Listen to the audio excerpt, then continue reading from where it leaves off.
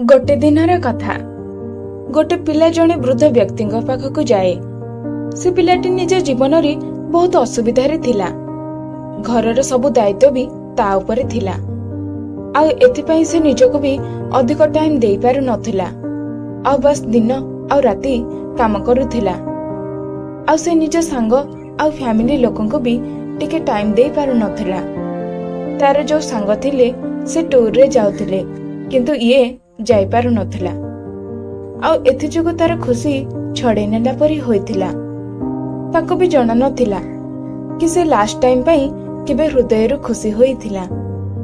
कोन पई ना से काम रे बहुत जोड़ी होई जाइथिला। आ तार मेंटल हेल्थ भी खराब हेउथिला। तो गोटे दिन से जने वृद्ध बाबा पाखक जाए। आ तांको ए सब कथा जणाए। आ तांको से एया भी जणाए कि मु बहुत असुविधा रे रहू अछि। निजको भी टिके टाइम देई पारु नाही। आ जतबळे मु निज पई टाइम बाहर करबा को भाबुची तो मते मोर दायित्व मने पड़ी जाउची। मु पागल भली होई सारिची। एबे आपण ही मते कोनोसी रास्ता देखांतु। से वृद्ध बाबा से पिलाटी को नदी पाखक आसीबा को कहिले। ए पिलाटी जतबळे नदी पाखक आसे तो से देखे कि से बाबा प्रथम रे ही सेठारे तांको अपेक्षा करुथिले। पिलाटी बाबा को कहे, कहंतु बाबा मते एबे कोन करिवार अछि।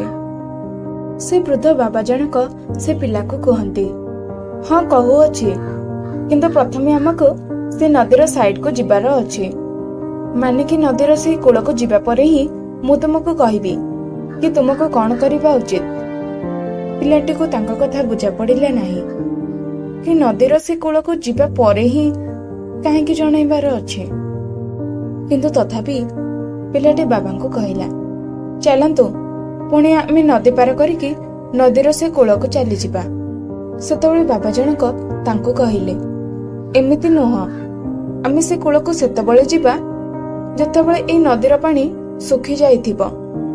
जतबळे ए नदीर भूई देखा जिबा आरंभ होई जिबो, सेतबळे जाई आमे दुई जण ए नदी भितर चाली करी नदी को पार करिकी सेपट को जिबा। पिलाटी बाबा आड़े को चाहि करी कहला, बाबा आपण ए कोन कहउचंती। जेतबळे ए नदीर सब पानी सुखी जिबो सेतबळे आमे ए नदी को पार करिकी सेपट को जिबा कि बोधे एमिति केबे भी होई परिबोनी। आ से साइड को जाई ही परिबानी। ए कथा कहू कहू से पिलाटी बुझी गला कि बाबा तांको कोन कहिबा को चाहुचंती। बाबा जनक ताड़ को देखिले आ हसी करी कहले, ए जिनिस मु तुमको बुझेबा को चाहुची कि तुमे भी निज जीवन रे एया भाबुच कि जेबे मोर सब दायित्व शेष होई जिवो सेतबळे जाई मु मो जीवन रे एन्जॉय करिबी। सेतबळे जाई मु मो निजको समय देबी। सेतबळे मु मजा करिबी। तो एमिति केबे होई परिबनी। दायित्व केबे शेष ही होई परिबनी। आ से पिला क्लियर भावे बुझी जाइथिला कि चाहे धनी लोक हुंतु बा गरीब लोक समस्तको ऊपरे किछि ना किछि दायित्व अछि।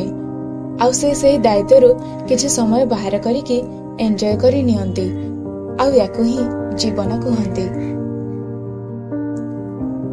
संग माने हमको ई कहानी रु ए शिक्षा मिले कि जीवन बहुत छोट अटे और टाइम बहुत फास्ट।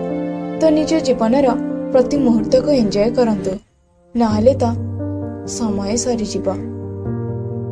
तो जदि आपण ए कहानी को आहरी भी लोकन पाखक पठेबा को चाहंती तेबे ए वीडियो को लाइक करंतु, जहा द्वारा यूट्यूब ए कहानी को आहरी भी लोकन पाखक पठाओ। आ जदि हम कहानी भल लागिची आ किछि सिखिबा को मिलिची तेबे हम चैनल को सब्सक्राइब निश्चय करंतु। तो मु मिसुची आपणक सह नेक्स्ट कहानी रे। से पर्यंत अपेक्षा करंतु आ खुशी रे रहंतु आ जीवन रे आगको बढ़ंतु। Wish you all the best.